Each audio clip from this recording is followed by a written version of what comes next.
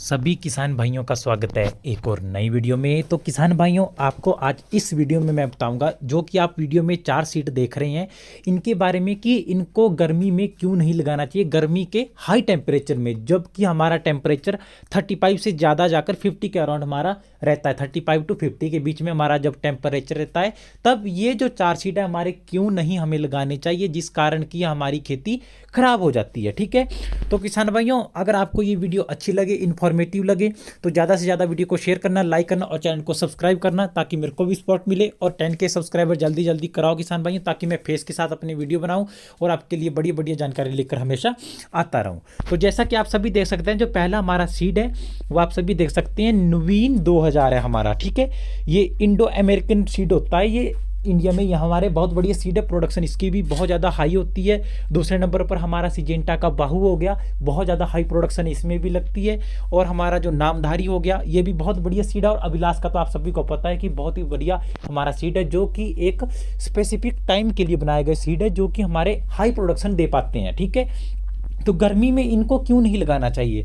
आप सभी किसान भाइयों को पता है कि गर्मी में जो हमारा टेम्परेचर होता है वो बहुत ज़्यादा हाई हो जाता है, और सभी पौधे के सीड्स होते हैं, अलग अलग सीड आते हैं टमाटर के आज के टाइम पे हज़ारों तरह के। तो हर सीड के लिए वो टेम्परेचर सहन करना एक बहुत बड़ी बात होती है, क्योंकि हर सीड उतना एक टेम्परेचर जितना होता है कि इतना ये सहन कर सकता है, उतना नहीं कर पाता है। ठीक है, क्योंकि मान के चलिए कोई सीड होता है वो स्पेसिफिक मौसम के लिए बनाया जाता है, कि ये इस मौसम के लिए या ठंडे मौसम के लिए या बरसात के लिए, कि ये इस लेवल तक के टेम्परेचर को, चाहे हमारे 30 तक या 35 या 40 तक हमारे सहन कर पाता है। उसके बाद इसमें धीरे धीरे पौधे में हमारे काफ़ी कमियां देखने को हमें मिलती है। ठीक है, जैसा कि अभी मार्च महीने में बहुत से किसान भाई टमाटर की खेती लगाते हैं, तो जैसे 1.5 या 2 महीने बाद हमारे फल जो होते हैं धीरे धीरे पकने स्टार्ट हो जाते हैं या फल लग जाते हैं, फिर एकदम से हमारी फ्लावरिंग ड्रॉप हो जाती है। ठीक है, गर्मी के हाई टेम्परेचर में जब हमारा टेम्परेचर 35 पहुंच जाता है, तब हमारे टमाटर की खेती में कुछ सीड्स ऐसे होते हैं जिनकी फ्लावरिंग एकदम से ड्रॉप हो जाती है, फल पकना स्टार्ट हो जाता है, या पौधा हमारा सूखना स्टार्ट हो जाता है,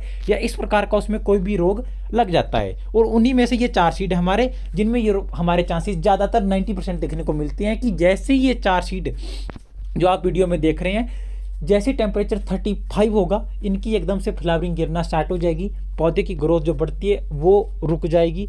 और आप किसी भी प्रकार के ग्रोथ जनरेटर का प्रयोग कर लो, या किसी भी प्रकार के फर्टिलाइज़र का प्रयोग कर लो, जब टेम्परेचर आपका 35 प्लस हो गया, तो इनकी जो धीरे धीरे ग्रोथ होती है वो रुक जाएगी, फ्लावरिंग गिर जाएगी, और ज़्यादा से ज़्यादा चांस ये होते हैं कि ये पौधा सूखने स्टार्ट हो जाते हैं। क्योंकि ये जो स्पेसिफिक सीड्स होते हैं किसान भाइयों, ये मेन हमारे मध्यम गर्मी के लिए बनाए गए हुए, जबकि टेम्परेचर हमारा 30 से 35 हाईएस्ट रहे। अगर 35 डिग्री तक के तापमान को ये जबरदस्ती सहन कर पाता है, 35 डिग्री तक, उसके बाद जब टेम्परेचर हाई हो जाता है तो ये सीड हमारे सहन नहीं कर पाती हैं, क्योंकि ये स्पेसिफिक गर्मी के लिए नहीं है। तो मेरा किसान भाई यही मतलब है कि गर्मी में अगर आप इन 4 सीड का चुनाव करते हैं लगाने के लिए, कि ये सीड आप प्रेफरेंस देते हो इनको, तो आप इनको मत लगाएं अगर आप हाई टेम्परेचर वाले इलाकों से हो। ठीक है, जैसे कि मई जून आपको पता है, या हमारा मई जून अप्रैल में, अप्रैल तो नहीं, ये हमारा जून जुलाई में टेम्परेचर बहुत ज़्यादा हाई होता है। ठीक है, तो उसमें ये हमारे सीड जो होते हैं वो नहीं चल पाते हैं, और ना ही इसकी ग्रोथ हो पाती है। ठीक है, शुरू में तो ये अच्छे चलेंगे, क्योंकि जैसे मान के चलो जून में कोई टमाटर चलेगा, तो वो उससे 2 महीने पहले उसके पौधे हम खेत में लगाएंगे। उस टाइम तो पौधे का टेम्परेचर डाउन होगा, बढ़िया ग्रो होगी पौधे की, बढ़िया फ्लावरिंग होगी, लेकिन कुछ हद तक की जो हमारा कम से कम कुछ एरिया में 18 इंच तक हमारा माल लगेगा, उसके ऊपर हमारे किसी भी प्रकार की कोई प्रोडक्शन फूल फल नहीं लगेंगे, और फल पकना स्टार्ट हो जाएंगे, पौधा एकदम हमारा ब्रेक लगा लेगा, किसी भी प्रकार की ग्रोथ नहीं लगेगी। तो ये होता है हमारा, जब हम किसी भी सीड को लगा देते हैं जो उस मौसम के लिए स्पेसिफिक नहीं होता है। गर्मी में आप इस प्रकार खेती करो, इस तरीके से, इस प्लानिंग से चलो कि जो हाई टेम्परेचर 50 तक टेम्परेचर को सहन कर पाए।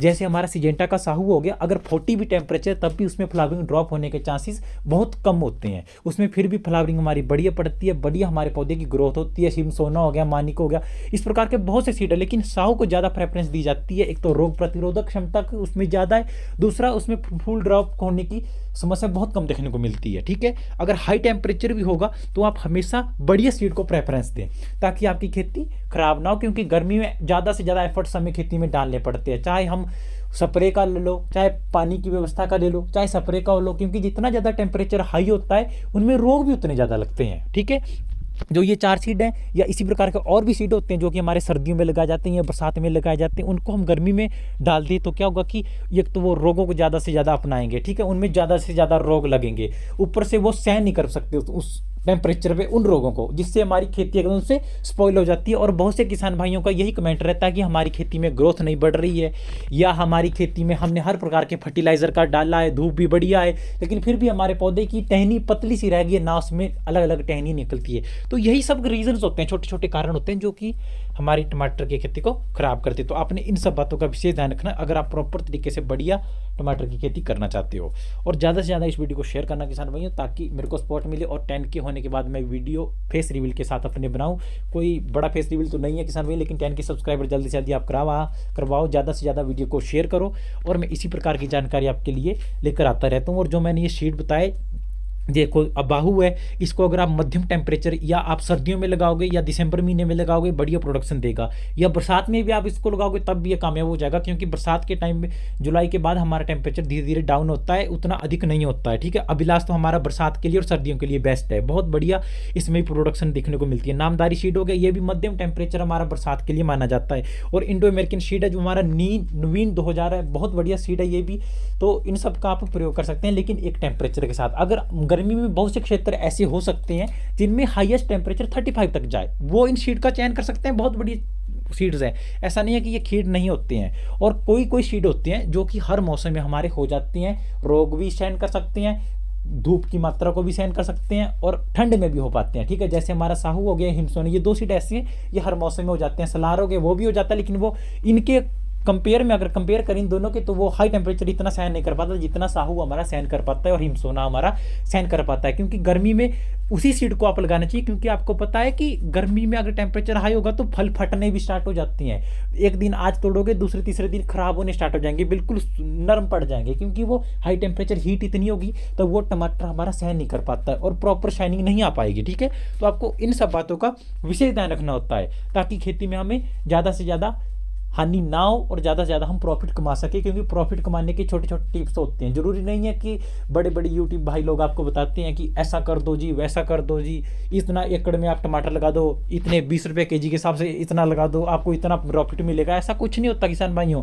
और आप सभी को पता है कि ज़्यादातर जो किसान भाई है वो ग्रामीण क्षेत्रों से है, वो सीधा आपको इतना, जब भी कोई भी खेती के बारे में बताता है ये इतना रेट लग जाएगी, मूली लगाओ, पालक लगाओ, फलाना लगाओ, वो तो रेट हमें कभी मिल ही नहीं पाता। तो कभी भी बहकावे में आप आकर खेती ना करें, अपने आसपास का क्षेत्र अपनी मंडियों के हिसाब से आप खेती करो, ताकि आपको कम बजट में आप बढ़िया प्रोडक्शन पा सके और खेती आप प्रॉफिटेबल कर सके। और कभी भी नई खेती करनी है शुरू, तो छोटे पैमाने से करो, 2000 या 3000, कम से कम आप 1000 सीड पहली बार लगा के देखो। मैं आपको सही बात बता रहा हूँ, सीधी सी बात है। देखो अगर आप बड़े तरीके से सीधी बड़े पैमाने पे हाथ मारोगे तो किसान भाइयों आपको मैं लिख के देता हूँ हानि होगी, क्योंकि हर चीज़ का टेम्परेचर के कब पानी लगाना है, कब कौन सा रोग लगा है, रस्सी, खरपतवार, हर चीज़ का ध्यान रखिएगा, तभी आप धीरे धीरे सीखोगे, तभी आप खेती करोगे। ऐसा कोई आसान काम नहीं है।